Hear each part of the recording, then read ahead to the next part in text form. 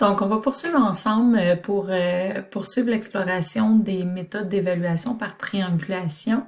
Je vais vous présenter le lien qui vous permet d'accéder à ce document-ci.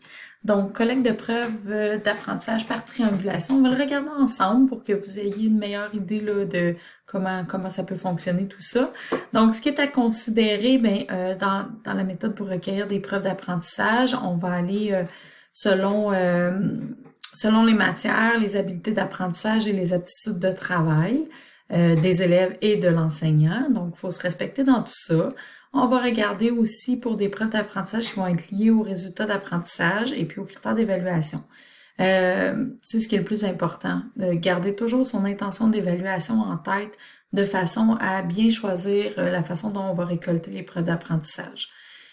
Donc, faut pas se laisser influencer parce que des fois, on va trouver des informations super importantes, des activités intéressantes, puis c'est facile, là, comme enseignant, de se laisser un peu submerger par tout ce qu'on trouve sur les réseaux sociaux ou sur Internet, qui est très pertinent, mais qui peut nous faire dévier un petit peu de notre intention pédagogique.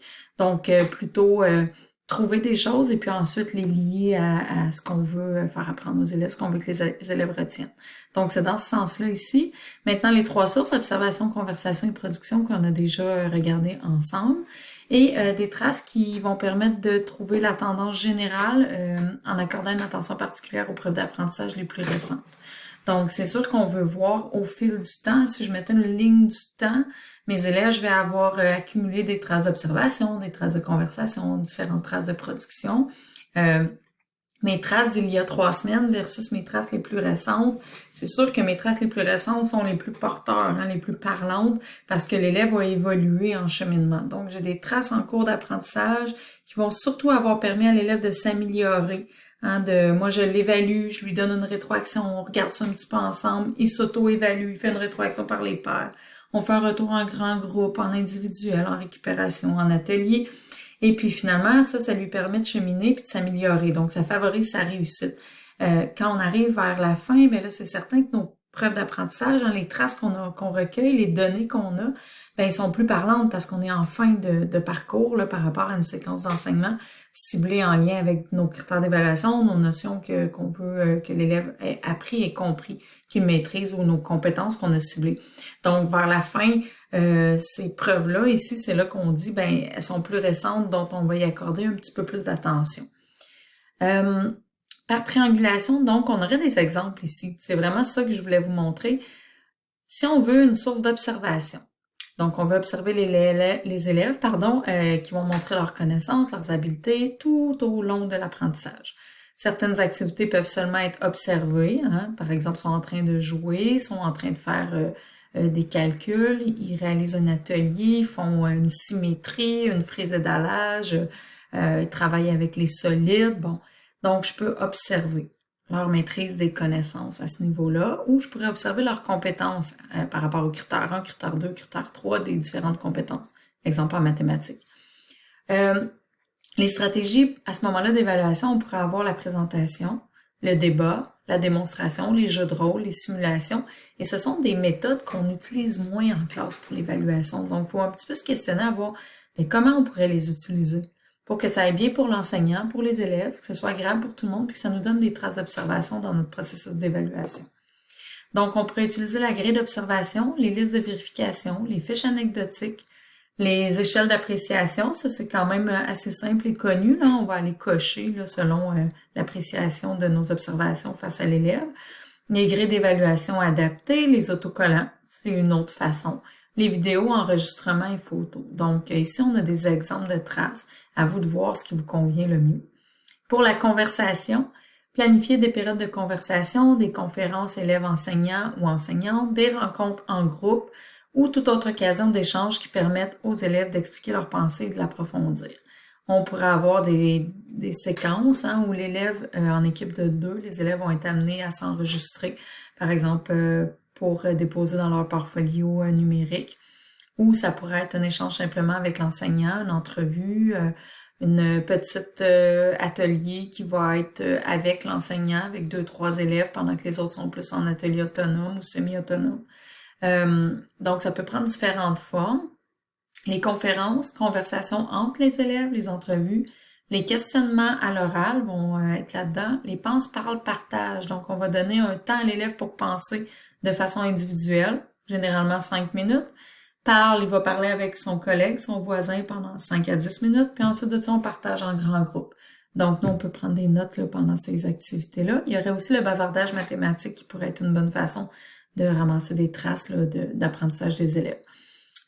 Grille d'observation, liste de vérification, fiche anecdotique, échelle d'appréciation, grille d'évaluation adaptée, vidéo, filmer de la conversation et enregistrement. Donc, ce qu'on remarque, c'est que les traces peuvent être les mêmes, mais par contre, l'exemple des stratégies d'évaluation vont être différentes et la description aussi. C'est ce qui fait que le portrait va être de plus en plus complet par rapport à l'élève, étant donné qu'on est avec 3 modèles différents de traces. Les productions, celles qu'on connaît assez bien, avec lesquelles on se sent plus confortable, recueillir les productions des élèves, diversifier les moyens par lesquels les élèves peuvent montrer ou représenter leurs connaissances et leurs habiletés, donner aux élèves un choix concernant la forme de production. Donc, ici, les productions, oui, on est plus à l'aise comme enseignant. Par contre, on peut aussi se questionner quelle forme de production je pourrais leur demander de façon à faire varier mes demandes, de façon à les motiver, entre autres, favoriser la persévérance scolaire, leur permettre de travailler avec leurs différentes habiletés, pour leur donner toujours une chance de réussite meilleure. Donc, les maquettes peuvent être une belle façon là, de différencier le sondage, les vidéos, les blogs, ça on les utilise moins, mais au 3e cycle, ça pourrait être très, très populaire. Un journal, là, je pense au journal d'écriture, mais on pourrait aussi avoir un journal en mathématiques. Le portfolio, soit papier ou numérique, les questionnements à l'écrit, donc des petites tâches. Et ici, on a une petite annotation qui nous dit qu'une stratégie d'évaluation peut provenir de différentes sources, donc différents contextes. On pourrait considérer le journal de l'élève comme une production. On pourrait rencontrer l'élève individuellement en vue de discuter de son journal aussi. À partir de la phrase de production, qui est le journal, on peut utiliser l'observation et la conversation pour venir amplifier, pas amplifier, mais ajouter à nos informations qu'on a recueillies. Donc, grille d'observation, liste de production, fiche anecdotique, échelle d'appréciation et grille d'évaluation adaptée vont tout être des outils pertinents. Être équitable ne veut pas dire que chaque élève a recours à la même stratégie d'évaluation en vue de montrer son apprentissage. Donc, une petite note de réflexion ici pour vous. Et puis là, on a des exemples de grilles là, qui peuvent être utilisées. Donc, j'en ai déposé d'ailleurs dans le groupe Teams là, pour que vous ayez un exemple de fiche anecdotique que je peux vous montrer tout de suite qui est ici. Donc, la fiche anecdotique, on la voit moins souvent, mais elle est vraiment intéressante. On met le nom de l'élève avec la date, l'activité. Donc, ça pourrait être déjà écrit à l'ordinateur là, pour chaque élève. On peut l'insérer dans le portfolio ou dans un cartable. Et on va aller mettre juste une petite note là, de ce que l'élève fait ou ce qu'il dit. Ça peut être des mots-clés, c'est pas obligé d'être des longues phrases ou quoi que ce soit. L'idée, c'est que ce soit facile pour l'enseignant de se souvenir de ce qu'il a observé ou de ce qu'il a vu. Donc, commentaire, réflexion de l'enseignant ici. Donc, c'est ça une fiche anecdotique là, qu'on aurait ici. Ensuite de ça, ici, vous verrez dans le document comment intégrer la triangulation à sa pratique. Cet exemple montre l'intégration de la triangulation au moment de la planification d'une unité d'apprentissage.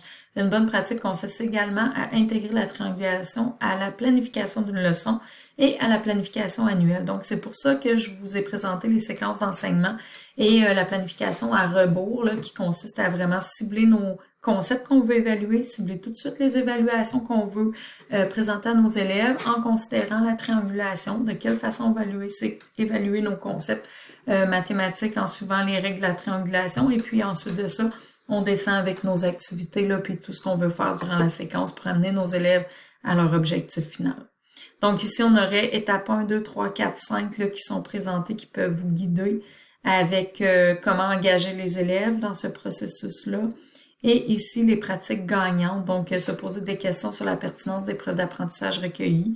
On a des petites questions qui vous sont suggérées pour vous guider là, dans tout ça. Et voilà, donc ce document-là est complètement déposé dans le groupe Teams de la formation pour vous guider, là, pour que vous ayez davantage d'outils sous la main qui vont vous permettre de travailler avec la triangulation. Et le dernier document que je tiens à vous montrer aujourd'hui, exemple d'une exploration d'outils numériques. Donc, je vous invite à aller le voir. Il a ici été déposé dans les documents de la formation.